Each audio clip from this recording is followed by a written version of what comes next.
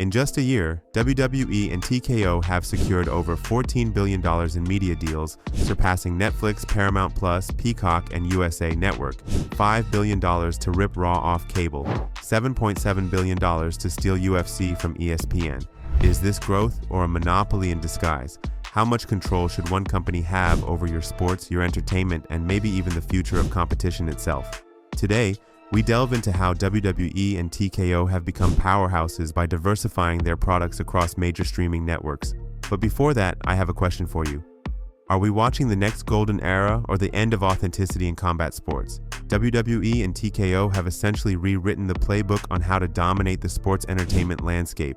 Forget the tired old model of one network, one platform, one lane. These companies have decided to plant their flags on every major streaming battlefield. Netflix, Paramount Plus, Peacock, USA Network, ESPN, you name it, they're there. And it's not just about spreading out their content, it's about controlling the conversation, the revenue, and even the cultural narrative of what sports entertainment should look like in the streaming age. Let's start with the WWE and Netflix deal because this is the crown jewel that set the internet on fire. January 2025. A 10-year, $5 billion agreement to bring WWE's flagship show, Monday Night Raw, to Netflix. The move was a shockwave for two reasons. First, Netflix was never seen as a live sports player. Sure, they'd flirted with a golf documentary here, a tennis series there, but nothing like this. Second, WWE's Raw had been a staple on cable for decades. Moving it to streaming wasn't just a business decision, it was a cultural shift. For traditional wrestling fans, it was a betrayal. They felt pushed into the arms of a subscription model they didn't want. For younger fans, it was a blessing. No more cable packages, no more chasing illegal streams. Just open Netflix, click Raw, and there it is. The controversy here is simple. WWE essentially told its older cable-loyal audience that the future didn't include them unless they followed the company into the streaming jungle. But the Netflix deal was just one battle in a much bigger war. WWE didn't abandon cable entirely. SmackDown stayed on USA Network in a $1.4 billion 5-year deal. This was strategic and maybe a little cynical. The company knows not everyone is ready to ditch traditional TV. SmackDown on USA is WWE saying, "See, we still care about you cable people. We still want you." But the truth is, the SmackDown deal is about holding ground while Netflix expands its reach. The USA Network deal keeps WWE in the Nielsen ratings conversation, maintains legacy advertising revenue, and most importantly, gives them a direct line to NBC for crossover events and special promotions. And then there's Peacock. WWE has had a long-standing deal with NBC Universal's streaming service, hosting its premium live events, classic matches, and docuseries there. On paper, it seems redundant to have both Peacock and Netflix carrying WWE content, but that's the genius, or the greed depending on your perspective, of this strategy.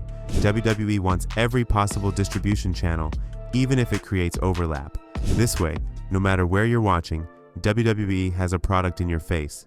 Meanwhile, UFC was about to commit an act of corporate treason, leaving ESPN for Paramount Plus. For years, UFC events lived behind ESPN Plus's pay-per-view wall, forcing fans to pay twice, once for a subscription and again for the event itself. It was profitable, but it was also alienating. Then Paramount swooped in with a record-breaking $7.7 billion 7-year deal that will make every UFC event available on Paramount Plus at no extra cost. No more PPV. Here's where it all comes together. TKO owns both WWE and UFC. That means these deals aren't isolated plays. They're part of one big strategy. With WWE on Netflix, SmackDown on USA, and Peacock in the mix, and UFC on Paramount Plus with CBS simulcasts, TKO is playing every side of the streaming war. They can pit networks against each other for better deals, bundle sponsorships across wrestling and MMA, and dominate both live sports and scripted sports entertainment in ways no single company has ever done before. But let's not pretend this is purely about fan convenience or love of the game. This is about control. Critics say this level of market control is dangerous. What happens when TKO decides that UFC fighters should appear on WWE programming to promote a big crossover event? What happens when the corporate synergy starts blurring the line between legitimate competition and scripted drama? The idea of UFC fighters cutting promos in the ring alongside WWE superstars might sound fun to some fans, but to purists, it's sacrilege. It risks cheapening both brands, and yet from a business standpoint, it's inevitable. Cross-promotion is coming. If you think Dana White and Nick Khan are going to sit in their separate corners, you haven't been paying attention. TKO now has the power to manufacture cultural moments by merging the spectacle of WWE with the legitimacy of UFC.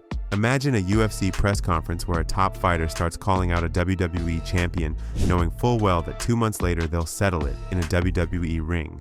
Imagine WWE storylines that suddenly involve real UFC fighters bringing their mainstream sports credibility into a scripted drama.